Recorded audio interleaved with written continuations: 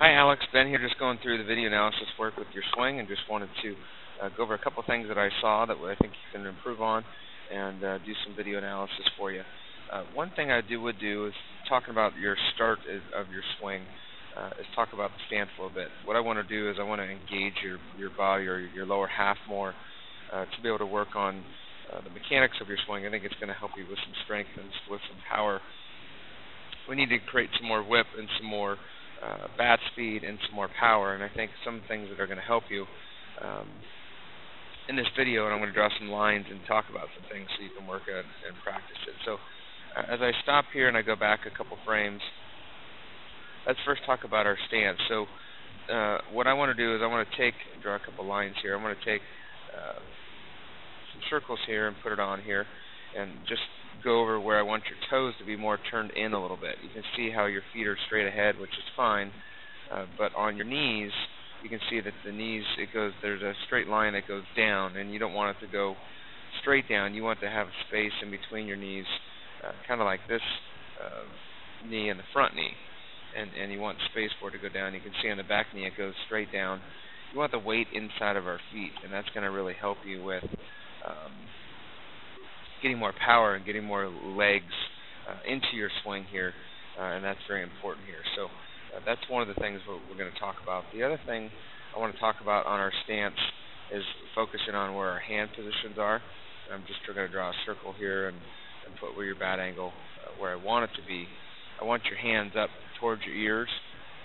When your hands are down, which is where they are, your bat angle is going to be able to work uphill, and you want it to be working downhill at all costs that you can. You want it to work more this direction, more downhill whenever you're working on your swing. And when your hands are low like that, you're going to have a tendency to work uphill. So that's very important on our stance. Your eyes are on the baseball, which is fine.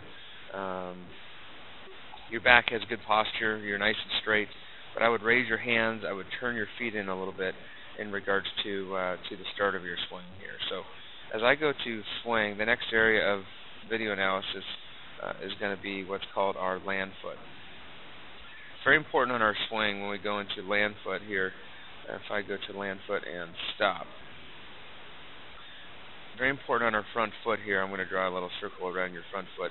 Notice where your toes are more pointing towards the pitcher. And this is very important at this part of our swing, to not have your toe or your heel facing that way. You want your heel to be facing towards these guys out in the outfield out here. So don't have your heel at this point of your swing be facing there.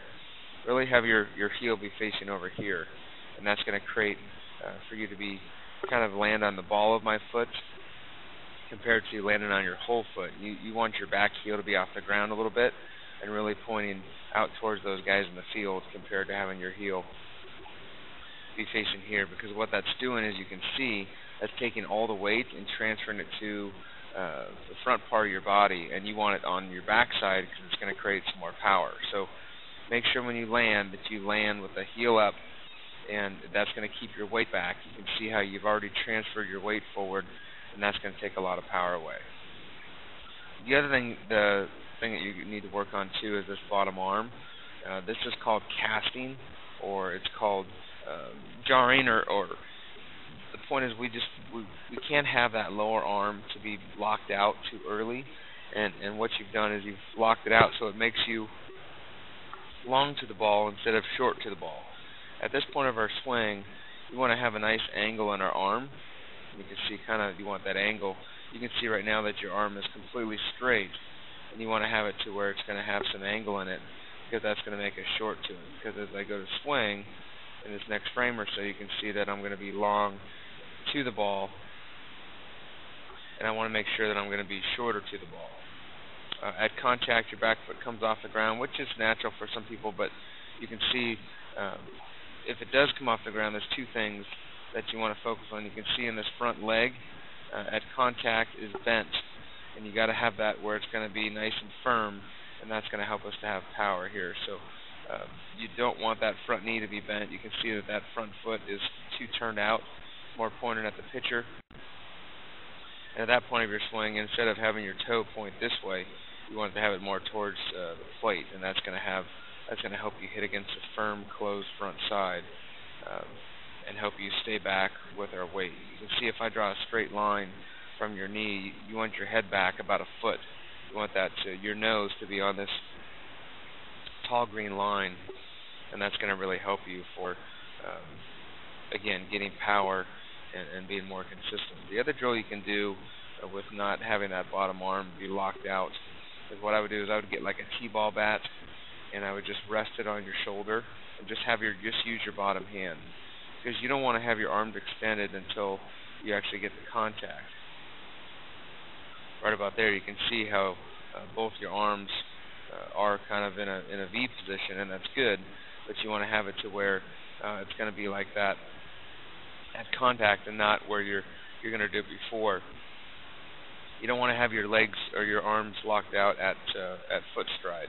We call this land foot. That front foot lands right about there. You can see that bottom arm is already locked out, and we want to make sure not to have that locked out until contact. So you want to have it bent, and then right at contact you want to try to lock it out. So that's very important in regards to that. So let's go to another swing here to take a peek at.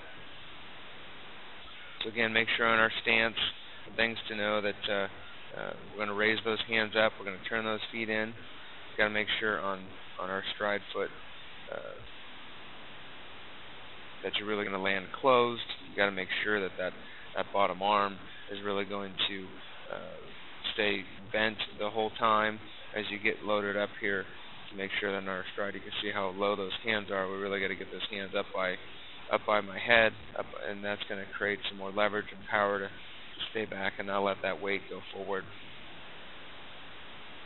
So now you go into land foot. We're going slow motion here. You can see right here that front foot opens up. That front knee begins to bend. So anytime that front knee bends, it's going to create less power. That bottom arm is beginning to lock, and your hands are dropping. You got to make sure you keep that nice and bent as you go through. Once I get to contact. The other thing that's very important too is you've got to stay on plane more. So if I draw a line here where the ball is and the barrel is, you want to have that barrel stay on that plane as long as you can. And if you watch that top hand at contact, you can see that top hand is going to begin to turn over on you. And you want to have a palm up, palm down drill where you want to have that palm up as long as possible. Right after you hit, you can see that top hand is beginning to turn on you. And that means you're going to finish low, or you want to finish nice and high. With your swing here, you want to have it to where your hands finish up nice and high up in this area, to where you're going to have be able to stay through the ball just that much better, because your hands really have a tendency to want to roll over too soon. In regards to after we hit the ball, you really, if I back up some screens here, you really want to try to make contact with the palm up, palm down to be able to stay through the ball, to try to not roll that hand over. You can see once you roll that hand over that it's going to, the ball is going to go out of the zone, and that's going to be very important for you to try to stay through the ball. And I always thought about hitting two baseballs, the ball that you're actually hitting, and then the ball that's going to be like a foot in front of that ball. So you can always pretend like you're hitting two balls. What I would do is I would get two tees and have what's called the 2-tee drill. And what I would do is just have it to where you have like a tee at contact, and then you have a tee a foot past contact, and you can just place it to where you can have let me draw a little tee here. So if you have one tee here, okay, for one tee there, and basically place the ball on each tee, and then you can just imagine trying to hit through both tees when I hit. Because what happens is you get to the first tee, and then you would just roll right over and not get through the second tee. So you can see your barrel kind of beginning to go out of the zone instead of staying through the ball. You want that barrel to keep continuing to go through it. So if you get to contact, you can see how that barrel kind of turns out, and you want to keep that barrel on plane and leave it in the zone, because it's going to give you that much more chance if your barrel stays on the screen line longer compared to turning and going over here. So these are the things that I would work on of trying to keep that palm up, palm down as long as you can. And I think this is going to make a big difference in regards to your swing once you get this. So we appreciate you coming for camp. Hopefully you enjoy this video. Watch it over and over again and go work on it. And we look forward to seeing you down the line at another camp.